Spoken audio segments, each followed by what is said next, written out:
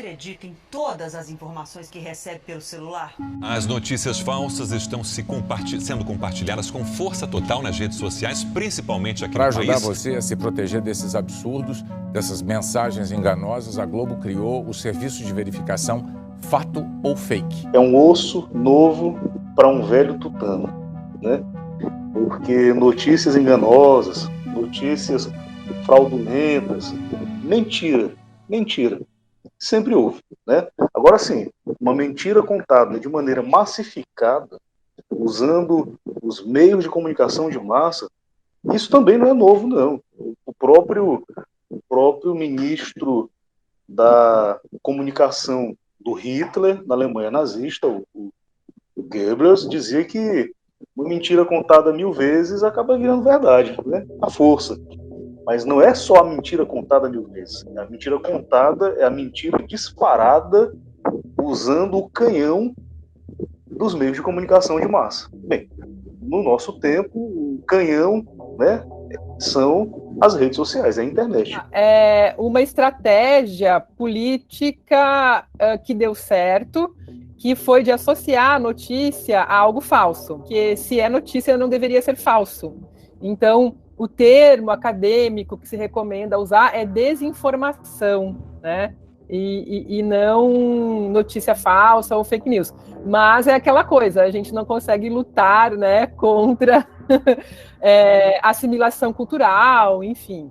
Né? A gente pode lembrar que o Donald Trump, ex-presidente dos Estados Unidos, foi que cunhou e usava muito esse termo, associando notícia e imprensa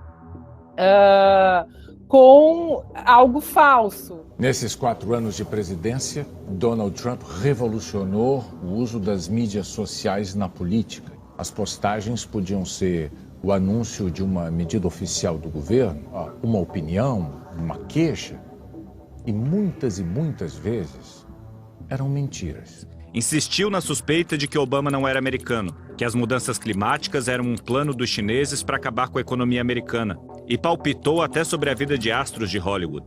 As redes são programadas para mostrar aquilo que você quer ver já na primeira página. E isso ajudou Donald Trump a conquistar seguidores que se viam refletidos nas suas palavras. Eu não tenho certeza se é o dicionário de Columbia ou se é o dicionário Oxford, mas tem um dicionáriozão muito badalado aí. Ele incorporou entre os seus verbetes, né, uma expressão nova em 2016 chamada pós-verdade. Pós-verdade ela tem uma diferença em relação à mentira, porque a pós-verdade é o tipo de notícia não verdadeira que as pessoas, ainda que tenham recursos, capacidades cognitivas, mentais, inclusive recursos de pesquisar por aí, ainda assim, ainda que as pessoas tenham a capacidade de comprovar que aquela informação não é verdadeira, as pessoas têm uma predisposição emocional a acreditar e a divulgar.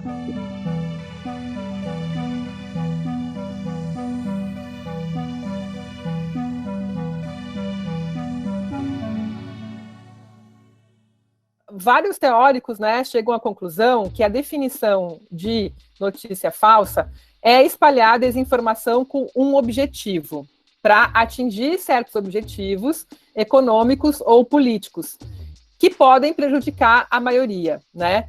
Então, por exemplo, considero criminoso você espalhar uma desinformação que pode te colocar em perigo, pode colocar a população em perigo. Então, por exemplo, usar máscara faz mal. Você fazer as pessoas acreditarem que usar máscara é nocivo, você vai estar colocando aquela pessoa em risco.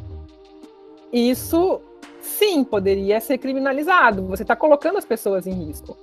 A gente poderia falar de muitos casos no mundo e no Brasil, né? Daquilo que hoje nós chamamos de fake news. Eu vou dar um exemplo muito famoso, triste.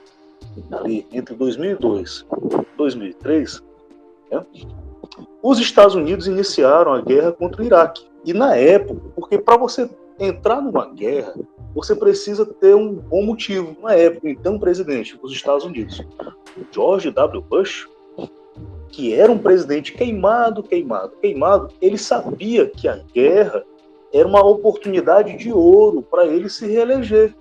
Para guerrear contra o Iraque, o que é que o Iraque tem? O Iraque tem criadores de cabra, o Iraque tem camponeses, desertos, mas o Iraque também tem muito petróleo. Mas eu não cheguei na história da fake news.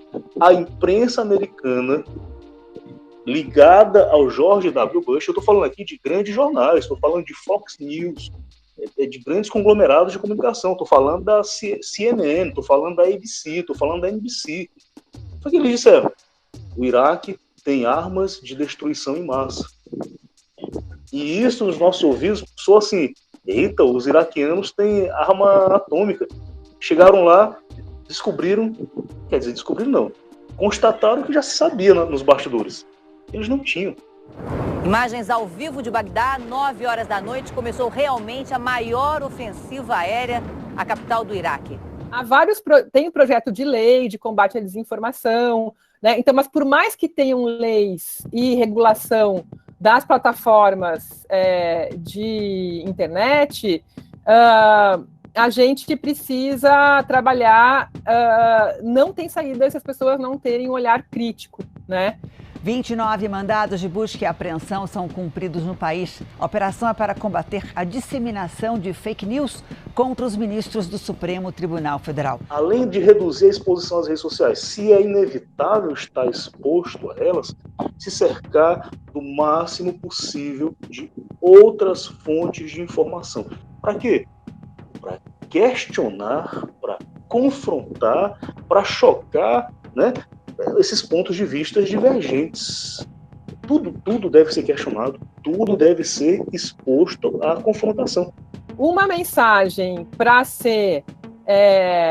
ter credibilidade, ela precisa ter sido checada e apurada em sua fonte. Então, o emissor, ele fez isso. Olha só, o emissor pode ser o seu tio, que é super legal, que é uma pessoa confiável, e só que o que ele te passa para o WhatsApp talvez não tenha sido checado por um profissional da informação.